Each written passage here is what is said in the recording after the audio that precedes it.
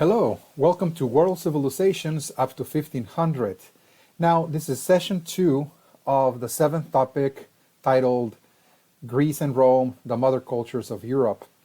Now, we're going to continue looking at ancient Greece. And in the first session, we looked at initially the introduction to Greece and Rome, looking at one of the major contributions to European civilization, for example, the rise of city-states, the introduction of different political systems or systems of government like democracy, republicanism, for example, architecture, art, philosophy, for example. We were looking at those contributions. We were also looking at the very formation, the early origins of ancient Greece. We were looking at the Mycenaean civilization. This is, again, really the very first city-states, the Greek city-states, that really predated the classical Greek cultures that we're going to be looking at in session 2. And those were more oriented towards warfare, heroism, the military hero, for example. We were looking at that. We also look at the collapse of the Mycenaean civilization with the Dark Ages, the invasion of the Dorians, for instance, the Dorian invasion. And then the recovery. By 750 BC, we see a recovery of Greek society and Greek culture. This is going to lead to the rise of the classical Greek civilization. So we were looking in this regard at, for example, the writing system, the introduction of a writing system. This was really fundamental for the beginning of a whole new chapter of Greek civilization, and the beginning of history, literature, the writings of the epic poems, for example, the Iliad and the Odyssey by Homer, really talking about this golden age, the Mycenaean civilization, Achilles, the hero of ancient Greece, of Greek society, is being exalted in those epic poems. And we were also looking at the pre-Socratic philosophers, the Ionian rationalists. This is also a part of this Greek Renaissance, if you will, or Greek Enlightenment that is now occurring with the introduction of writing system. We see the beginning of new science, for example, new philosophy centered on the understanding of the material or natural world. We were looking at that as well, moving away slowly but surely away from mythology and religion and becoming more concerned with the here and the now, understanding the world as it is, again, in the material sense. Now, let us continue with this discussion. And as I said at the end of session 1, as we're going to be moving into the classical era of Greek civilization, it is fundamental that we take a look at the two great Greek cities. Of course, there's a great number of cities scattered across this region, but there will be two that are going to be dominant, and they're going to become the leaders of the Greek world. And as we'll see, eventually they are going to clash, and there will be a major, major war between those two cities. And those cities were Athens and Sparta. Again, and those cities, as I said, are going to represent opposite values that are characteristic, really, of Western civilization all the way to this very present day. The ancient Greeks are going to form a set of ideas and values, particularly centered on those two cities that are very, very different, very opposite to each other, but nonetheless, they're going to remain pretty much in place as time progressed. Even after the fall of Athens and Sparta, those values are going to be carried on again by subsequent civilizations, whether those are the Romans and later on the Germans, and again all the way to the present day. All right, so now, as I said, the recovery of Greek civilization occurred starting around 800 BC. So by 750, again, we see already a population increase taking place all over this region. Now, because of the topography and geography we mentioned at the beginning of session 1, again, there's a lot of mountains. Again, this region is just covered with mountains. There's very limited land, arable land for agriculture. Of course, this is going to lead to a challenge, how to deal with this challenge, the lack of land and the population increase. And this is going to really shape the way that those two cities are going to develop, the kind of ideas and values that they're going to adopt as central to their city is going to be, in so many cases, influenced, if not determined, by those geographical challenges.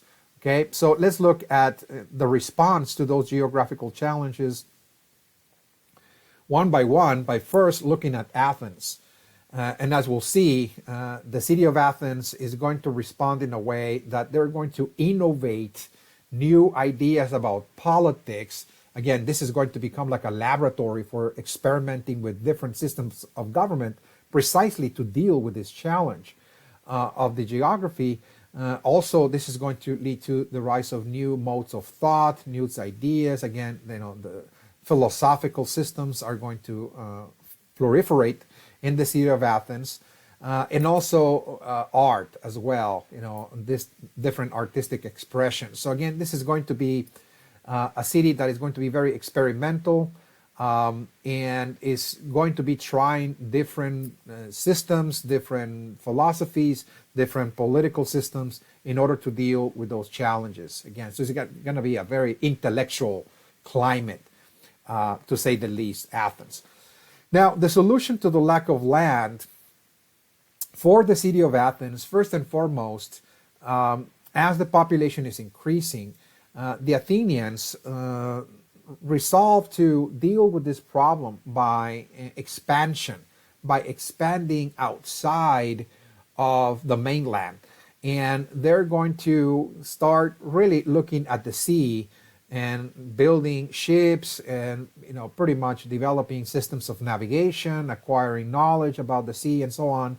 And their idea is to sail in the Mediterranean Ocean for the purpose of sending people into other places to colonize the Mediterranean world. Okay, so from 750 to 550 BC, we see this era of colonization. The Greeks are beginning to colonize the Mediterranean world precisely because of this demographic explosion and, of course, the constrictions of the geography. There's very limited land, in that region. So they're sending people to different places to establish a series of colonies to relieve that pressure, that is to say. Okay. As you can see, the Athenians particularly are the pioneers of this process, and they're now colonizing different areas of the Mediterranean, which centered heavily on the southern portion of the Italian peninsula, for example, the island of Sicily as well. They will be also establishing colonies in southern France and also in Iberia, in what is today Spain as well. Again, so this is going to lead to the creation of a multiplicity of different Greek colonies, which the Athenians, of course, are going to maintain permanent contact with those societies. They're not just sending people away, but rather there is a network, particularly a commercial network, established between the Athenians and their colony. So we can think of this as the beginning of the Athenian empire, so to speak. They're really building a series of outposts and colonies. And as they're expanding, they're going to also expand commercially as well. Okay, so this is going to lead to a commercial revolution. This is the beginning of a new economic system, otherwise known as mercantilism. That is to say, it's really a mercantile system in which the Athenians are exporting certain goods to their colonies. The colonies, of course, need certain products particularly things like, for example, olive oil and other products, artwork and so on, ironworks.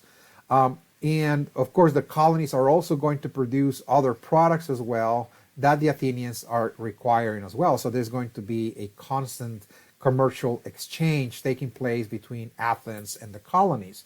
Okay, so this is the kind of commercial revolution, again, that we're looking at that is going to transform Athenian society in that we're going to see the birth of a new social class, the merchant class.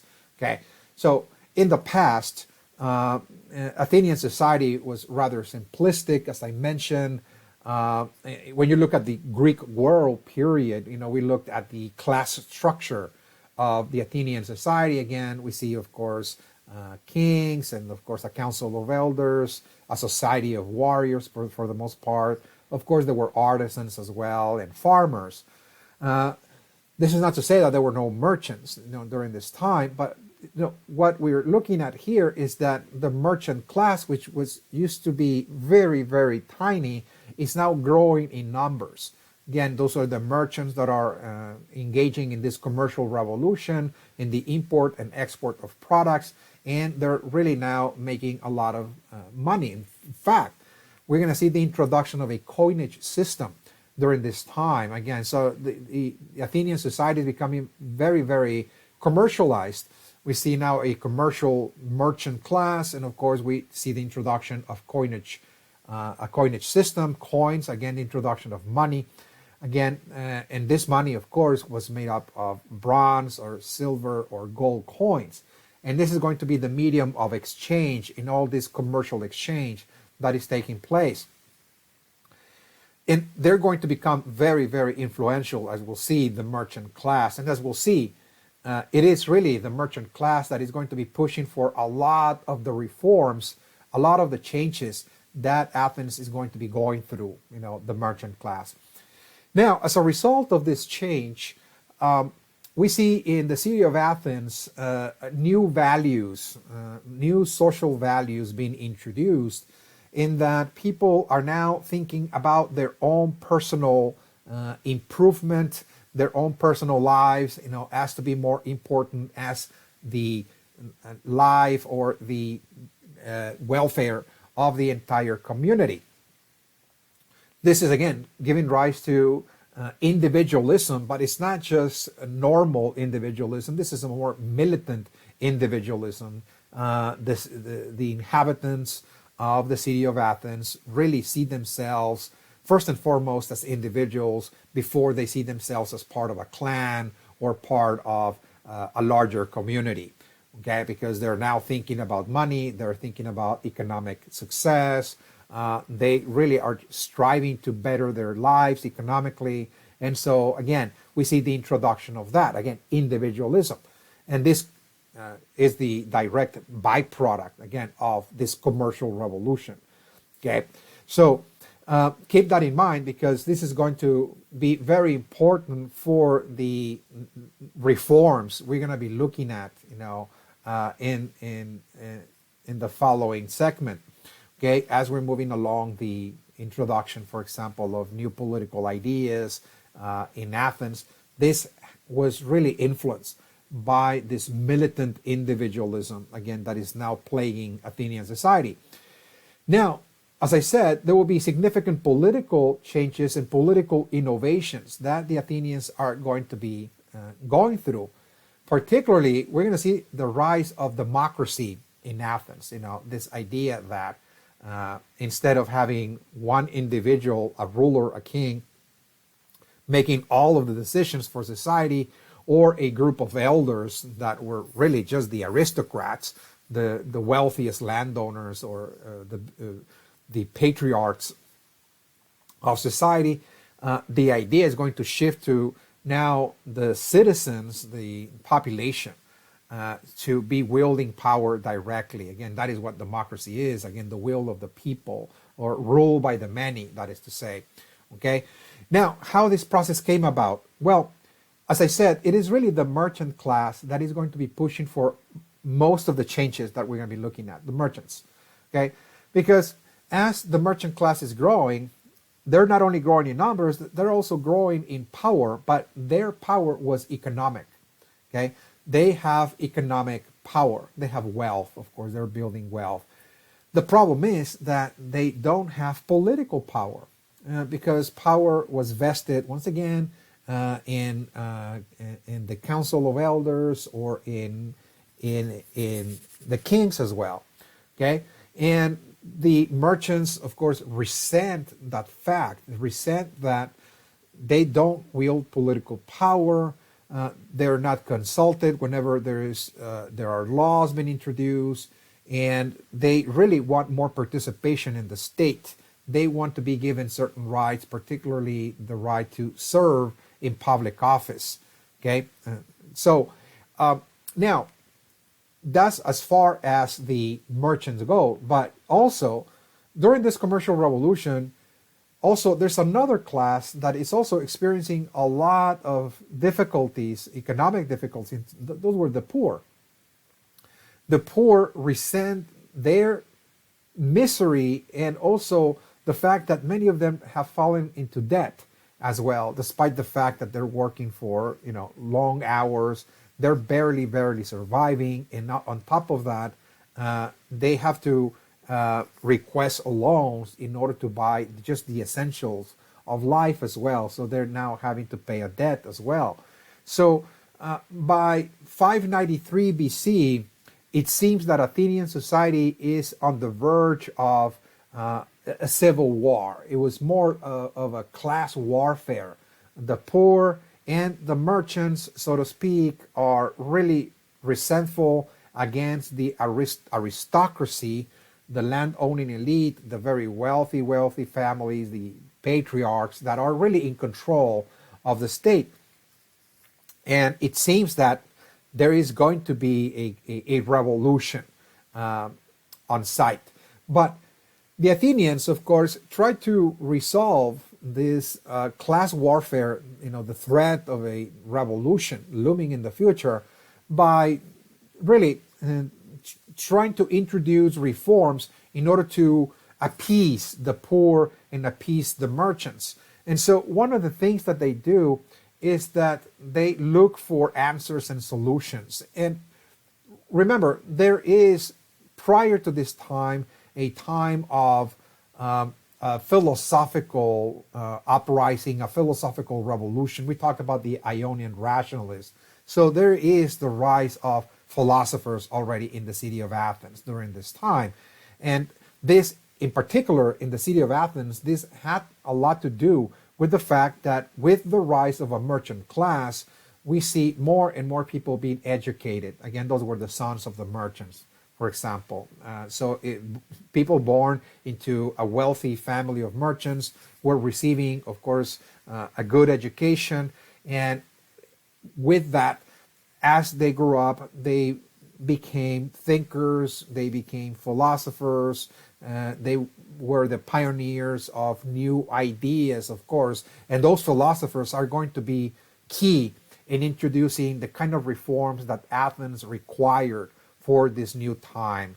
Again, the times had changed completely for Athens. This is a commercial economy, a commercial society. We have a wealthy merchant class. It's a kind of a middle class that wants participation in the state, and now this affected poor class, of course. And in order to prevent anarchy or a class conflict in Athens, of course, some of those philosophers are going to be entrusted to come up with solutions, to introduce reforms, to introduce new political ideas that will create stability in society. And one of those philosophers that was entrusted to precisely to deal with this crisis was a philosopher, a wise man, whose name was Solon. Okay, Solon was given by the Athenians the right to come up with solutions to solve the crisis in Athens. Of course, after a period of time of pondering as to what actually Athens required, he's going to come up with a series of solutions that were transformed into reforms. Again, so let's look at the series of reforms that Solon introduced. again, in order to save Athenian society. And as we'll see, those reforms paved the road for the coming of democracy. Again, this is not really instituting democracy necessarily, but those were stepping stones for the arrival of Athenian democracy, Solon's reforms. Okay, so first and foremost, one of the first reforms he proposed was the abolition of all debts. Okay, to abolish all debts. Again, and this was a reform that intended to appease, for the most part, the poor. Okay, to relieve that pressure, to relieve the burden of debt. Again, he proposed that all debts be abolished. So this was considered a very radical policy. Not everybody agreed with this, but once again, he's really trying to avert a greater catastrophe, that the poor might uprise and pretty much overthrow the merchants along with the aristocracy again. So they really were the majority, the poor. Now, to appease the merchant class, Solon agreed to include the merchant class into the state, granting the merchants political power. So they were included now in the state. They were now given the opportunity to become public officials, okay, to serve in the state. So now they have political power, okay. So with that, he's really keeping two classes at bay, the poor on one hand and also the merchants on the other. Now, the third reform intended to create the idea of equality for all peoples, for all classes of people, for all citizens in this case in Athens. And that is that he introduced what is called the Hilalia. And the Hilalia, again, is really a new law court, a law court that is going to apply the law to everybody without any privileges, without any preferences to any specific people. The law applies to all people, and everybody has the right to due process, to defend themselves in court, and to be judged by a group of citizens, a jury of their peers, as it is called. Again, so this is, again, pretty much laying out the beginning of democracy for Athens. Again, so Solon's reforms, once again, were instrumental for the final move of Athens into democracy itself. Now, let's look at how Athenians are going to introduce this new form of government that really was the very first time in human history that a human society is going to experiment with a system of government that was radically opposed to all of the systems of government that all over the world people had established. Okay, for all over the world, when you look at for example, you look at Asia, you look at Mesopotamia, whether you look at the Mesoamerica, for example, or Africa, all over the world, people are governed, for the most part, are governed by chiefs or are governed by kings, monarchs, emperors, and in many cases, those individuals are considered to be divine figures, that were put on earth by God to rule the kingdom, for example, divine rights of king. This is the first time in human history that a human society is going to experiment with something quite opposite to that. That instead of entrusting an individual to lead society, because that individual is considered to be divine, that instead citizens or the people are going to be given power, political power, to lead society. So instead of power coming from God given to kings to rule people, again, now it is the people that will wield political power and will rule the state more directly. Okay, so this is going to be something that occurred during the 500s BC in Athens, this democratic experiment.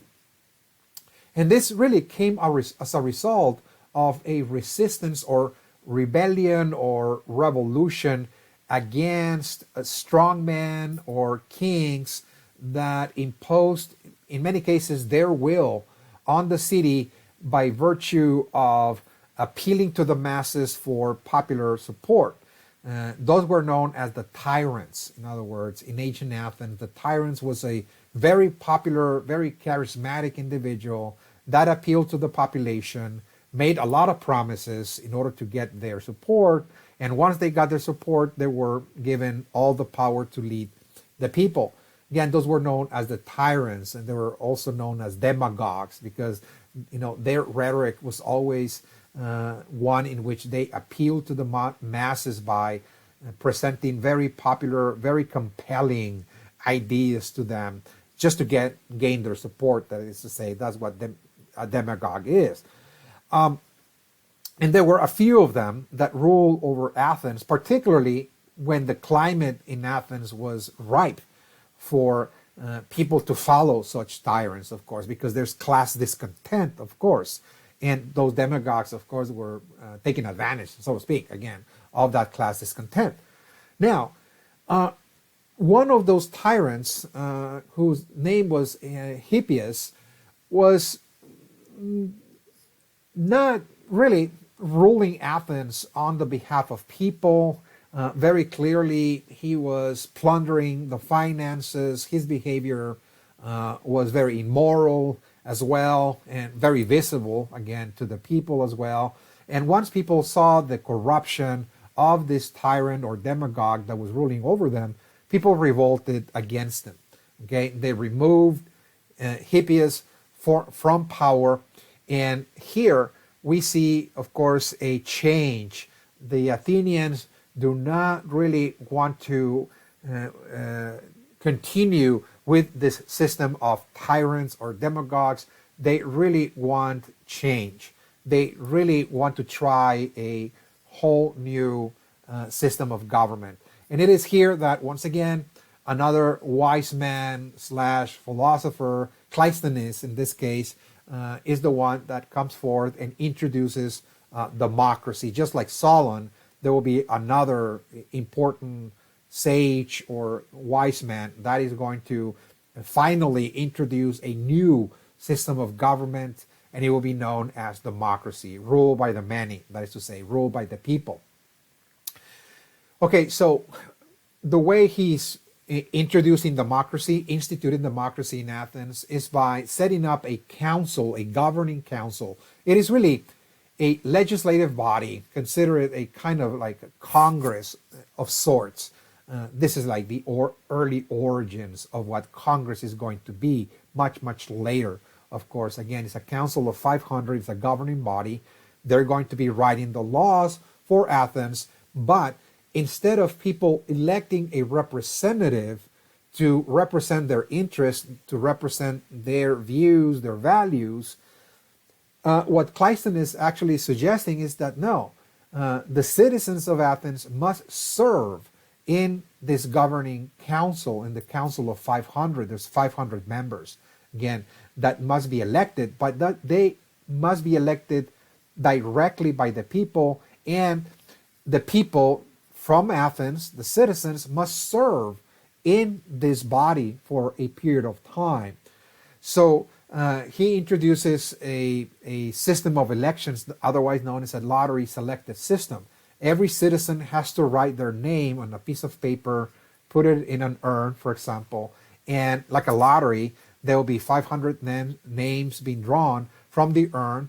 They're coming from all over the city, and those names are going to be read aloud, and those citizens must come forth and actually serve in the council of 500. They must there be writing the laws, and once the laws were written as well, before the law gets passed, they must announce the law to the people in the public square, for example.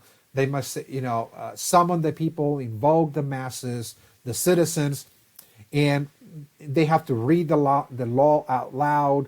And the people in general in the public square, they must cast a stone. There will be two baskets. One basket will be for the stones that says yes, and the other one that says no. And the people are also going to be voting whether they wanted this law or not. Again, so this is called direct democracy. This is not representative democracy, in which people are electing the representatives, and the representatives are in Congress writing laws for them, but rather this is the citizens selected by this lottery process to be in this Congress or council writing the laws and then presenting it to the people, and then the people must vote whether they want the law or not. The law, might, for example, be something like, well, should we build a road? Should we build a temple?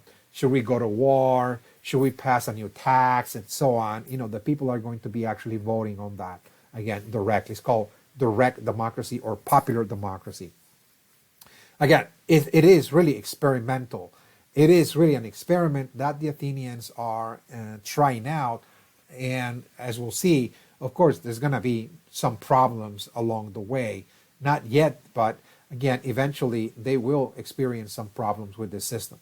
So the other city that is also going to be representative of Greek civilization was the city of Sparta. And the city of Sparta is really situated in the Peloponnese. Again, this is the southern part of the Greek world. And the city of Sparta is going to take a whole different course of action that was a direct response to the challenges of overpopulation and lack of land as well. So whereas the Athenians chose to look at the sea and colonize the Mediterranean to relieve the population pressure, and in the process they ended experimenting with these different systems of government, the Spartans are going to instead remain in the mainland. They're not going to become sailors. They're not going to become a naval power whatsoever or undergo a commercial revolution, but rather they decided that the best course of action was to remain in the mainland and become a military power, okay? A military power that will be concentrated on conquering their neighbors in order to secure the resources of all the region for themselves. So in this process, they're going to become the quintessential military culture and society of the Greek world, okay, per excellence, okay? Now, one of the reasons why they're not going to look at the sea as an opportunity for colonization is because their city was not really on the coastline like Athens. Athens was really just close to the shore. In other words, you can see that was a port. In other words, so they have a close proximity to the sea, and they just went into it. In other words, but the Spartans are really far away from the sea, so for them it was more difficult to build ships and to be experimenting with navigation, developing knowledge and so on of the sea. They're going to remain pretty much tied to the land, as you can see here. Again, Sparta, again, is away from the coastline. Athens is pretty much right there on the shores, if you will. Okay, so as I said, the solution to the lack of land by the Spartans was to conquer their neighboring settlements. There's a number of farming communities all over this region, okay, and they're rather successful. They're growing grain, they're sustaining their communities through the production of crops. Particularly, there's a linguistic group, a society known as Messenia, okay, and in 730 BC, the Spartans decide to wage war against Messenia, conquer this group of people, and impose a tribute on them that was significant. Now, usually, whenever there was a war of conquest in the ancient world, not just in the Greek world, for the most part, what people did was to either decimate the population or enslave them. Again, that was really the fate of any conquered society, any conquered group in the ancient world. Again, the conquering army will be marching in, they will be pretty much decimating the population or enslaving them and selling them into slavery. Here, the Spartans decide not to do that. They decide to enslave the population, but they're not going to be selling them into slavery to other groups and so on. They tell the Messenians to stay there in their lands and continue their livelihood as usual. But now they are slaves to the Spartans. And as such, they must pay tribute in the form of crops. So they demanded that 50% of all their harvest, of all their crops grown every year, be given to the Spartans. Okay? So this is, of course, a quite difficult situation for the people of Messenia, because that means that they will have to ration their food, they will have less food to eat, of course, or on the other hand, work more the land more intensively to grow more food, to give, of course, the food to the Spartans so they can also have additional food to themselves to sustain their families. So what the Messenians did was to revolt from time to time against the Spartans. There will be revolts, there will be, from time to time, Spartans, soldiers attacked and killed from time to time. And the Spartans, of course, needed to put down those rebellions constantly. This is a population that will be in constant resistance, that is to say. Okay? So this forced the Spartans to develop a permanent military state. There was the need for that. Okay, is out of necessity. Again, they're not really sailing around the world to explore, navigate, colonize, etc. They're not doing that. Their survival depended exclusively on conquest, on subduing the Messenian people and putting down those rebellions. So again, because they had to put down those rebellions constantly, they developed a military culture. They were forced to adopt a very strong and permanent military state, which means that, number one, they have to improve their military technologies. Of course, they're going to be working very hard in improving their systems of defense, for example, shields and swords and spears and the like, again. So this is something that they're going to be investing a lot of time and energy into it. Again, developing a very well-developed and very sophisticated military technology. And of course, they needed a professional standing army, okay? Professional standing army that is permanent. And this is a professionally trained army that is ready to be dispatched at any time. Again, at any time of the day or the year, the soldiers had to be ready. So, which this meant was that the people of Sparta, particularly the men, had to be trained since very early age to be soldiers. Again, the whole orientation of Spartan society was war. Again, so war becomes normalized. This is the normal state of affairs, not peace. Again, so it is war.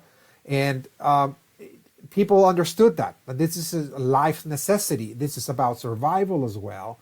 And the Spartan society was making sure that since very early age, men were sent to this communal military school to undergo training for a number of years. Again, this is not really a school to learn about literature or philosophy, for example, but rather warfare.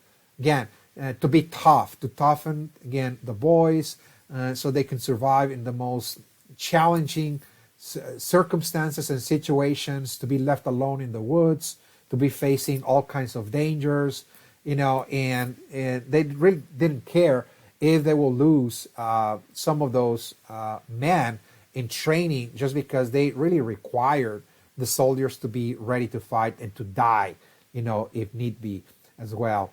Okay, so this is the whole orientation of Spartan society. It was war, and men were serving almost perpetually in the armed forces until, of course, they reach the age of elders. Once they become elders around the age of 60, they'll be, of course, now serving the community in other regards. But before that, again, it was really being part of this professional standing army and being there all the time.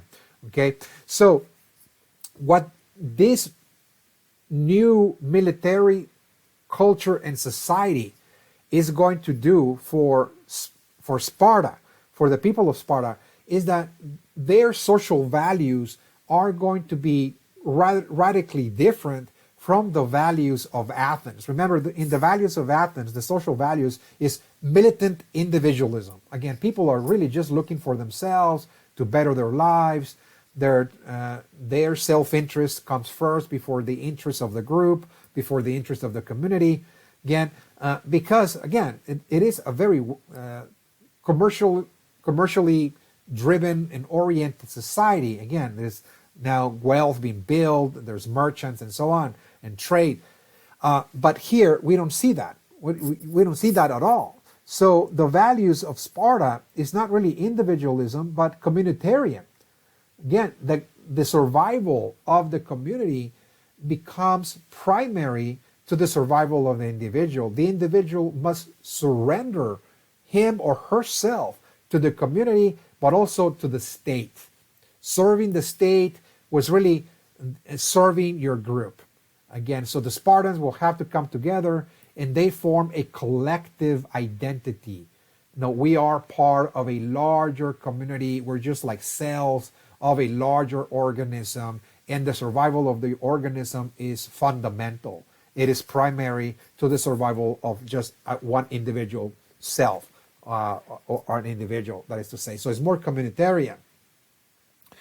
So the collective, once again, this idea that, look, we are a group, we are a society of soldiers, and we have to work together, we have to help each other, we're training together, we're in the military school, for many years. So again, there is this group identity, this collectivism, again, as it is often called. And again, this is a non-commercial society whatsoever. There's no commerce, there's no trade, there's only warfare, and there are no works of art, there's no works of literature. In other words, there's no high culture whatsoever in Sparta. Okay, this is extremely important to understand. Also, keep in mind that in Sparta, the land holdings, what is called property, is not owned by individuals either. Again, is really communal as well. Communal land holdings. That is to say that the entire lands are owned in common as well. Okay, so that's another very important component of this communitarian collectivist mindset and orientation of Sparta, which really was perhaps the seed for what later on in Europe will become known as communism, for example. Okay, so it's kind of communistic in a sense. The state was really in control of the entire society. People had to surrender to the state, serve the state in order to serve the group, and the survival of the group came first before the individual. So again, this is really planting the very first seed of a kind of a communistic kind of society. And this really is occurring in the ancient world, in ancient Greece, again, and particularly in the city of Sparta. Okay, so at some point, because Athens and Sparta were very, very different, there's going to be, of course, a major confrontation, a major war between those two groups. Again, this is going to be known as the Peloponnesian War. Again, Athens and Sparta will go to war, and this war lasted for decades, from 432 to 404 BC. Now, the background of this, it all started with the Persian Wars. Persia waged war against the Greek world in the year 499. Again, so for a number of years, the Persians were sending troops into Hella, ancient Greece, and trying to subdue the Greeks. This war spanned from 499 to 479. This all started when the king of Persia, King Darius, led the attack as a result of a revolt that happened in the Greek cities of Asia Minor, the Ionian cities. There was a major revolt against the Persians. The Persians sent an army. When they found out that the city of Athens helped the Greek cities again of Ionia to revolt, they launched this attack against the Greeks. And there's going to be, of course, an alliance of all the Greek cities to repel the Persian invasion. Finally, in the Battle of Marathon, for example, one of the last battles of the wars, the so-called Persian Wars, finally the Persian army was defeated, and now they were expelled from Hella, again in the Battle of Marathon. Okay, so it all started with that, again, the Persian Wars. Because of those wars, the city of Athens convinced a number of Greek cities that the Persians were not going to really go away, that they left, but they were going to come back. He really convinced them that, look, the Persians are simply going to raise more forces, more troops, and they're going to come back to conquer us. So we need to form a league. We need to form an alliance. Okay, and the Athenians were really the leaders of this alliance. This alliance was known as the Delian League, the Delian League again. So again, it's really an alliance of Greek states, all allied to contribute resources to Athens. What Athens is actually saying is that, look, we need a naval power, we need a naval force, we need to build ships, we need resources, we need manpower, and every Greek city that is a member of the Delian League must contribute to Athens in terms of sending manpower, soldiers and so on, resources, monies, so Athens can build, a really large navy in order to repel this incoming Persian invasion. So with this Delian League, Athens was able to build a very, very powerful navy. They're now collecting resources from a number of Greek cities across this region, which were the members of the alliance of the Delian League, and Athens becomes a naval empire. There were over 200 cities that were contributing to Athens in terms of resources.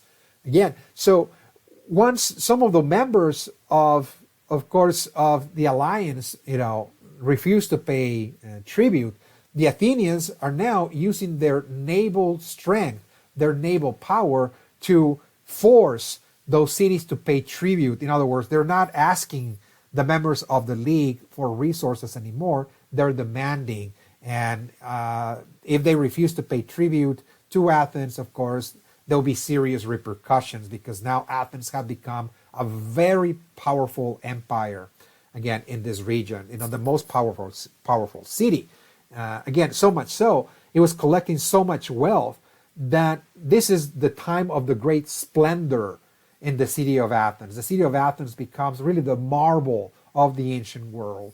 And it is Pericles, the leader, again, of Athens, that is in charge of remodeling the city of Athens and transforming it into one of the wonders of the world at this time. Okay, this is again the age of classical Greece, classical Athens. The classical architecture, for example, that gave Athens, for example, all the theaters. Okay, they're now public spectacles. People go to the theaters. They watch plays and dramas. Mainly, what they're watching is really the epic stories of Homer, for example, being displayed in those theaters, and this is what people are entertained with. Again. Very similar to the Colosseums of Rome later on. Again, we're going to see that as spectacles as well. So again, this is happening now in an earlier time in the Greek world, many centuries before Rome started doing this. The so-called theaters. We see the building of the Parthenon, again, as well, one of the main temples that was built on top of a hill as well. For the goddess of Athena. Athena was really the goddess of the city. This is where Athens get its name. Athena is really the goddess of wisdom. So once again, this is really a city of thinkers, philosophers, and intellectuals. And the city itself bears the name of the goddess of wisdom as well, Athena. And they build this magnificent temple on top of a hill. Again, the tallest hill of Athens as well.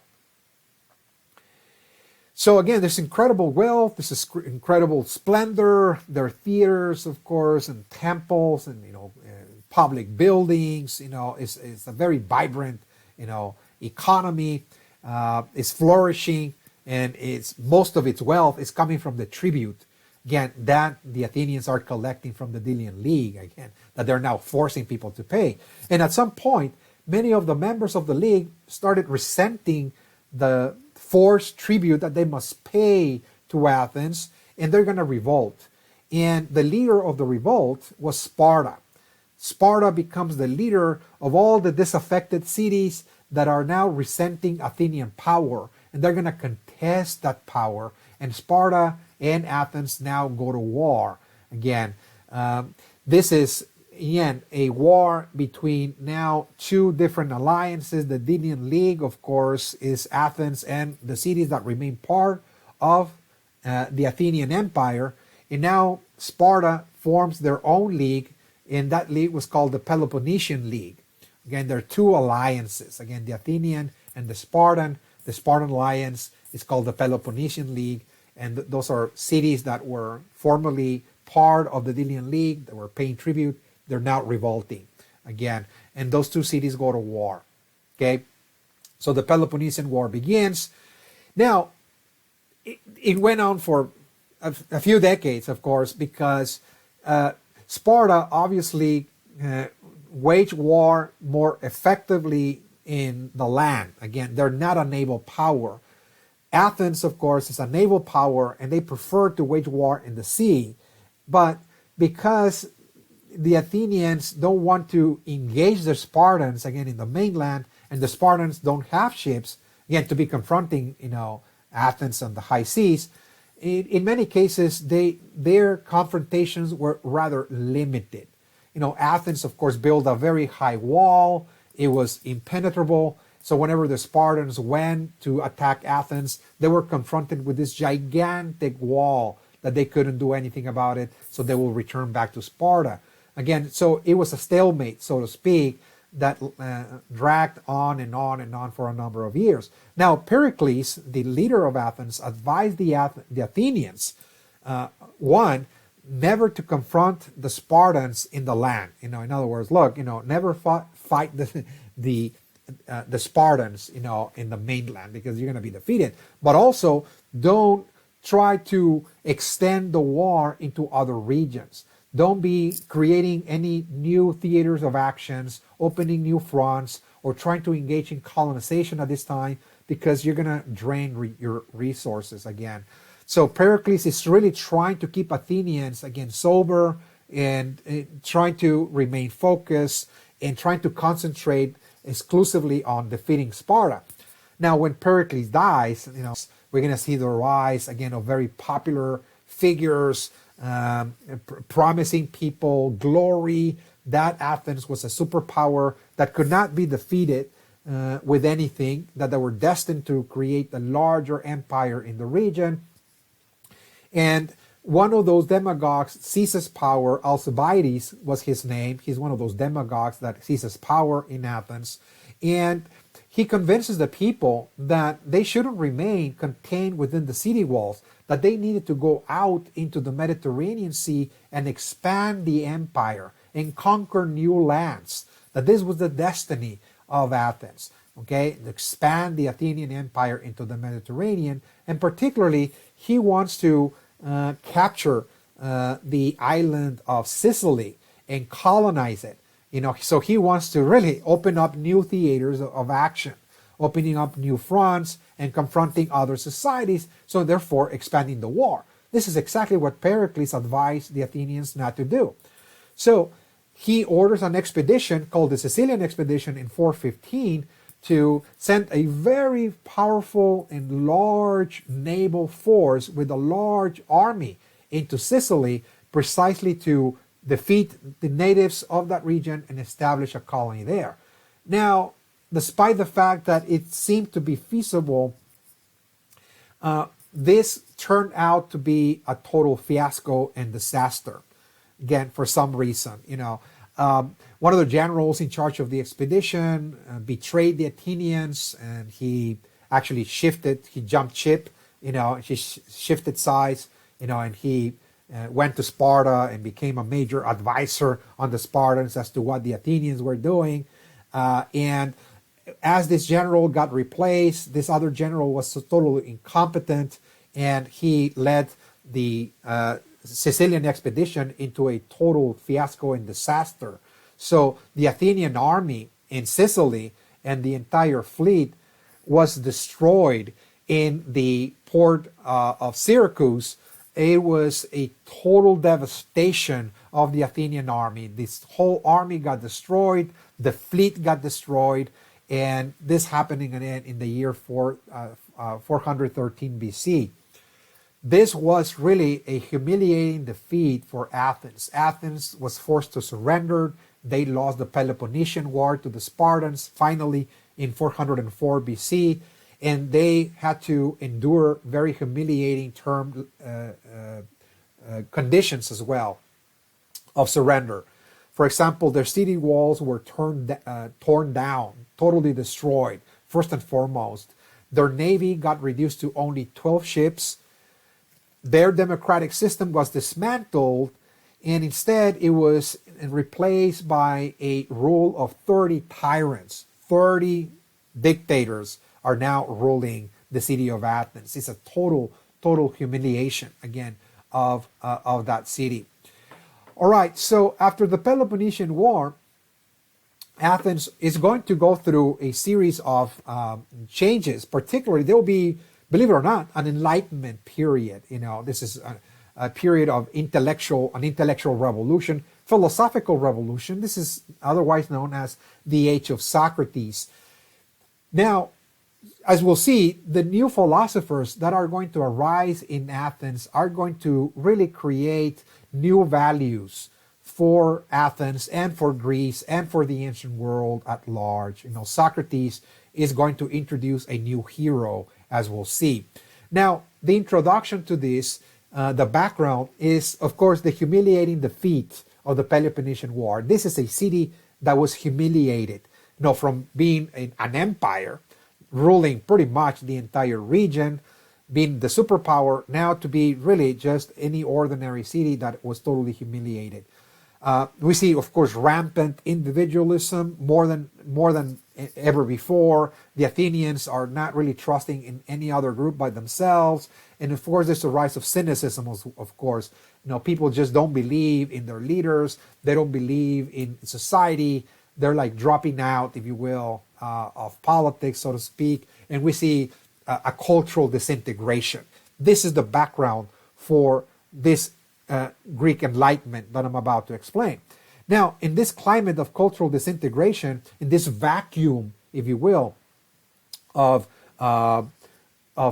moral, ethical order, we see the rise of a group of thinkers that are trying to fill in this vacuum, this absence of philosophical virtue and orientation. They were known as the sophists. The sophists were just kind of philosophers, if you will, that were very cynical. And they really were questioning, first and foremost, the gods of Homer. That the gods really didn't exist, that there were no gods, that there were no divine beings, there were no forces controlling the world, that were just really living in a material world. And they were trying to demythologize not only religion, but also they were trying to demythologize the social world, the world of human beings. What they said is that, look, in the world, there's only human beings. There's no gods, okay? So this is, again, what's called humanism, secular humanism. There's only the here and the now, and what is really pushing history forward is the action of humans. Again, what humans are doing is what really counts. And there's no really moral code or virtue that exists in a divine realm. And there's no truth. There is no morality. There's no right and there's no wrong. Again, it's called relative truth, in other words, that really life is just about winning. Life is about the will of the strong. Is if you win an argument, that's all it matters. There's there's nothing that is really morally correct and right and righteous, and something that is evil or incorrect. It is really whoever is the strong will survive. The strong is the one that actually rules society, and that's all that matters. This is what is called realpolitik. Realpolitik is that, again, in the world of human beings, it's almost like we're animals. And it's about the survival of the fittest, so to speak, even though they were not really coining, that term. This is just the survival of the fittest, the survival of the most cunning, the most clever, for example, and that's all it matters. Again, so the problem with this is that the sophists were becoming like the new educators of society. They were the ones that were trying to educate people. They were the philosophers. They were the people that were writing essays and making speeches. The people that were the so-called lawyers defending people in court and so on. They were just, trying to win arguments, and they were not concerned with morality whatsoever. So again, this is part of this cultural disintegration, this cultural decay that Athens was finding itself in. So this is, again, the context from which Socrates is going to arise. This philosopher, Socrates, is going to really introduce the idea that the sophists were wrong. This idea that there's no right and there's no wrong, there's no morality. He's really proposing the idea that humans were endowed with reason to discern what is right and what is wrong, that indeed in the world there is something that is right and something that is wrong. This is called ethics. So he's the one that introduces the notion of ethics. Moral behavior or moral virtue, again, exists and is a divine quality. And we, as rational creatures, we as human beings have the capacity to discern what is good and what is bad, what is proper, what is improper, and so on. So he's really revolting against the Homerian hero, this idea that people should just live by the sword, and that the strongest will survive, that the warrior should be in charge of society, in other words. And he's really rejecting the sophists as well as immoral, that they're really promoting more immorality among the people. And so he's really trying to introduce this notion that indeed human beings do have a soul, and the soul is the repository of all moral virtue, of everything that is good. That is to say, that humans must pursue wisdom and not necessarily strength. We must pursue the wisdom of the soul and not the strength of the body, in other words. So he's really proposing, once again, a new hero, that the hero of society must be the philosopher that pursues wisdom. And wisdom is, again, the capacity to know what society requires, what is good for the benefit of all people. And because his message was very, very radical, he's going to be sentenced to death. He's going to be arrested and charged for corrupting the youth. He was preaching in the streets, all those messages, trying to promote the idea that, we need philosophers in charge. We need a ruling a ruling society made up of people that are wise and so on. So, of course, the city of Athens is going to sentence him to death, found him guilty, and he's going to be executed as well. He had to drink, of course, poison, hemlock, of course. So he was considered the wisest person in Athens, and the Athenians killed him, again, because of his message. And it is Plato, his disciple, who is going to actually take on the challenge of writing, of course, a book that is going to talk about the life of Socrates, particularly the teachings of Socrates. But in this process, he's going to be proposing the formation of a new society, an ideal city, that Athens, or just any city, needed to really become the ideal earthly city. So he's really envisioning the possibility that there must exist, again, an ideal city in society. And he calls the city, of course, the republic. Again, it is really a new system of government. It's not democratic. This is not going to be a city ruled by tyrants. It's not going to be a city ruled by people or citizens, but rather a city ruled by philosophers. Okay, city ruled by philosophers. That the ideal city is one in which people are ruled by the wisest, in other words, guided by wisdom and guided by justice. Again, so he's calling for a philosopher king. Again, it's not necessarily a monarchy, but rather it's a philosopher that is making all of the decisions for the city, and he's being guided by the soul, by wisdom. And below him are the warriors or the guardians, who are educated under a new academy, and they're educated into philosophy as well. So even the warriors must be educated under, again, the guidance of the philosophers as well. And below, again, the academy will be the craftsmen, farmers and artisans and merchants, etc. And they're going to be enjoying all economic prosperity and wealth. The philosopher king and the guardians are going to be poor, but they're going to be the leaders of society. And the craftsmen, the people below, they're not going to have political power, but they're going to have economic power, of course. So in a certain sense, Plato is also suggesting a kind of communistic kind of idea in which the producers of wealth are sharing the wealth in common. The people below, in other words, are able to keep most of the fruits of their labor. In other words, and the leaders on the very top are just, again, earning subsistence wages and just, leading society with wisdom and virtue, in other words. So this is another kind of communistic idea. Is an ideal, so to speak, that doesn't have any basis, again, in the real world. Even Plato said this ideal city perhaps will never exist, because it is really a utopia. Perhaps human nature and the world at large will never have a perfect city like this, because the world itself, the world of matter, the world of nature is not really perfect whatsoever.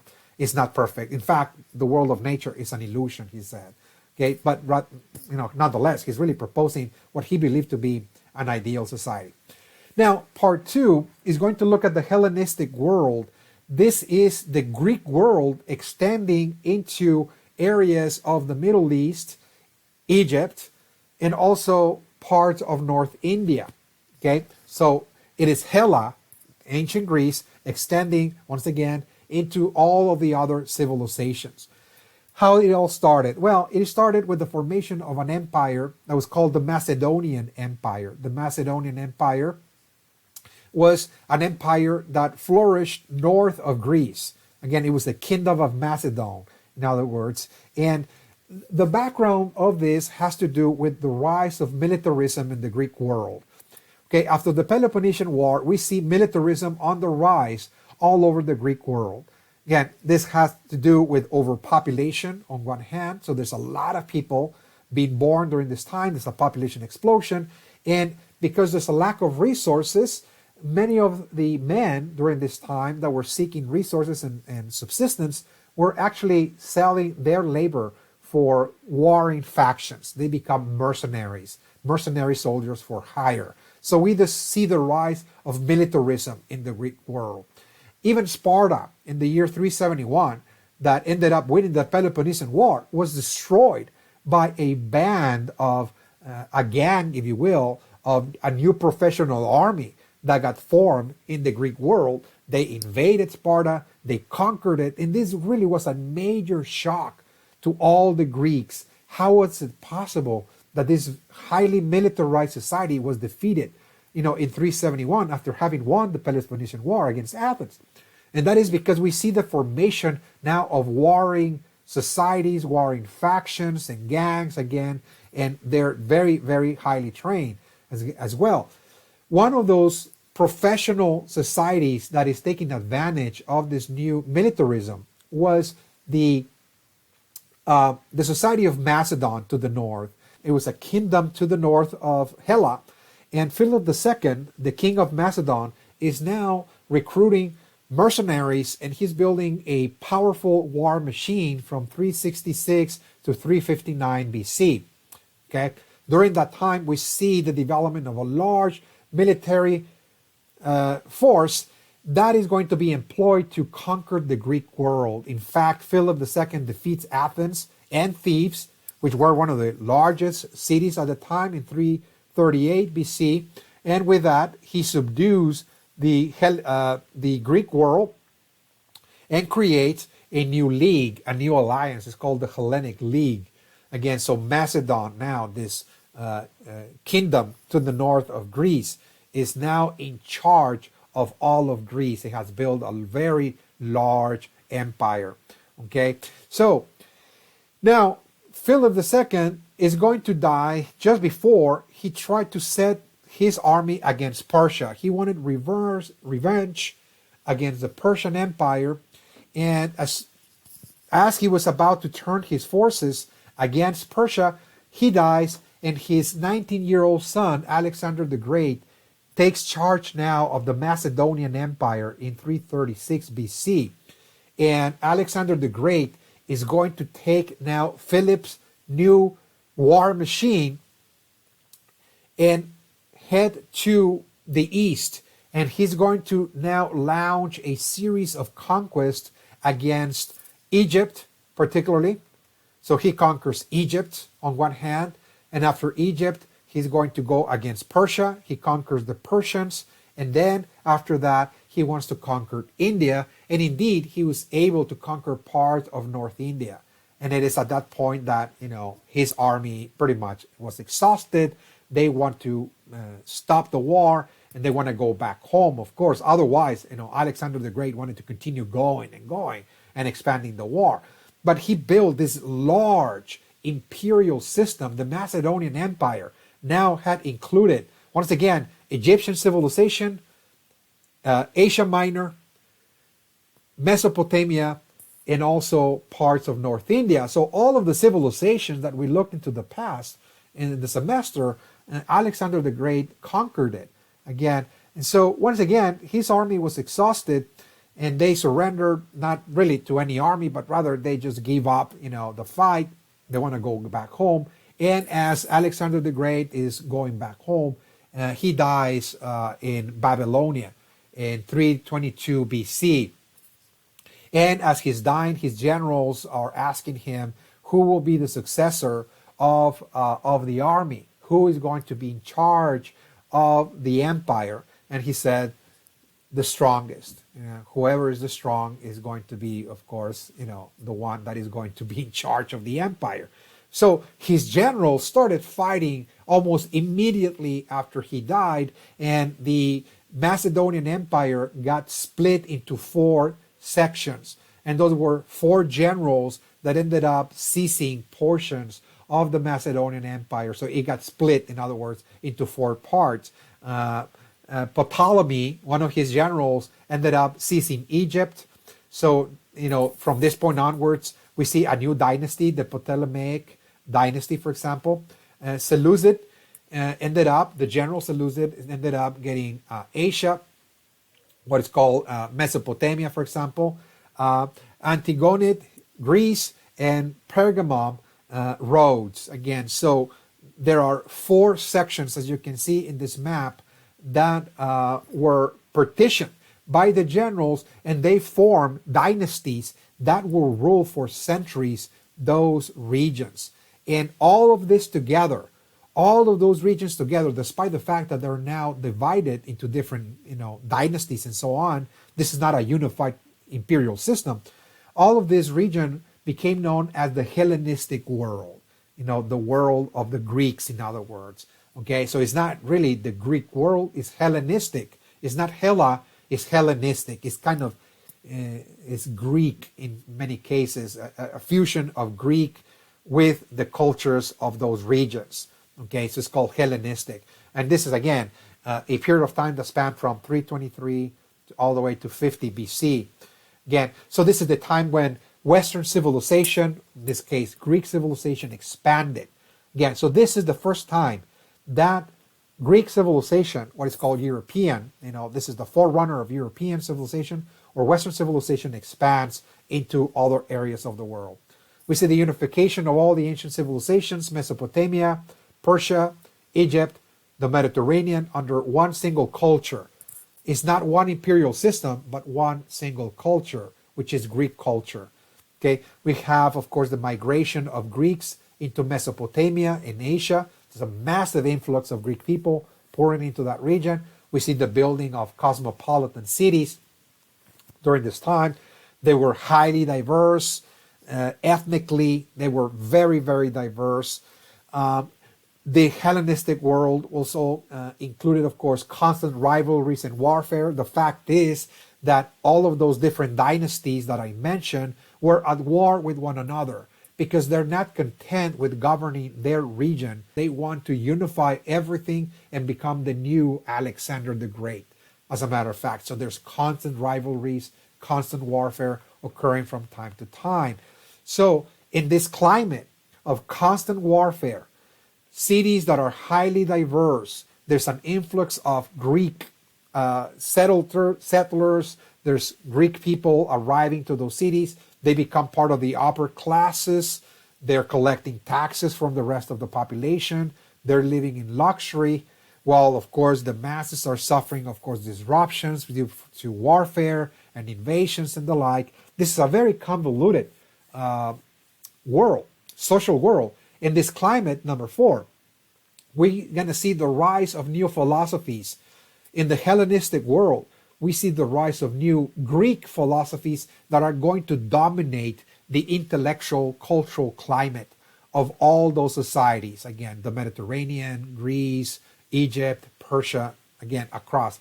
Those were Epicureanism, Stoicism, and Cynicism. Okay, so what is Epicureanism? Epicureanism, again, is the idea that, well, we should enjoy life. Life is about enjoyment. We should seek pleasure, but not in excess. Again, we should be moderate. We should avoid pain at all costs, avoid everything that causes pain. So this is a reflection of the times that people were living again. It's a life of luxury. There's plentiful, there's riches, but at the same time, there's pain and there's suffering, and people are trying to look the other way, try to seclude themselves, not to participate in the world, try to get away from the disruptions, from the invasions, and try to live a life of tranquility, but at the same time, enjoying and appreciating the pleasures of this world, trying to maximize pleasure and trying to avoid pain in seclusion, but also in moderation. So it appeals to the upper classes, particularly the Greeks, that are pretty much the upper classes of the Hellenistic world. Again, trying to avoid the disruptions and the pain of society because they're part of the upper classes. Again, Stoicism, it appeals more to the people that are experiencing pain. The soldiers, the poor, the people that are constantly raided upon by the foreign armies, etc. Stoicism is a philosophy that says that people must endure pain and face it as part of life, that there's nothing that you can do about the pain in the world. So you should just, in a certain sense, kind of ignore it, not to pay attention to it, even though you experience, difficulties, etc., that you'd become totally oblivious to the pains of the world. Again, so you should be pretty much strong. In other words, in the faces of adversity, in facing challenges, you should not seclude yourself, but rather go out into the world, confronted with bravery and courage, etc. So again, it appeals to the disaffected, the people from below, in other words. Cynicism is another philosophy that flourished during this time that says, the world as it is really immoral. Again, that the leaders of society, for example, the generals and the armies and the upper classes, etc., that they're all pretty much pursuing their own self-interest, that there's no really real virtue in society, that everybody is just trying to please themselves and serve themselves. And so you shouldn't just, you shouldn't trust, in anybody. You should just drop out of society altogether. Okay? You should not pursue any riches. You should not pursue any pleasure. You should not pursue anything in society. Just drop out altogether. Again, those were the cynics. In other words, so cynicism was another veneer of philosophy running through the Hellenistic world, that it appealed to people that really saw in all this disruption, in all this chaos, in the invasions and the rivalries between the different monarchies, as a world that was really just immoral and animalistic. In other words, that that this is just the nature of human beings. Again, that human beings are just like animals, trying to pursue their own self-interest, to better themselves at the expense of others, etc. Again, this is the Hellenistic world. This is a time when Greece was moving into other areas of the world, and they were introducing, of course, their own philosophies that were reflecting, of course, the state of affairs in all of the regions that they were governing, of course. Again, so this is a very important development. Of course, we're running out of time, but we're going to come back, of course, in session 3. We're going to look exclusively at ancient Rome. The whole session 3 will be devoted to Rome. And this is going to be the last, of course, portion of this topic. Of course, this is all I have for you. And I'll see you in session 3 when we come back. Thank you.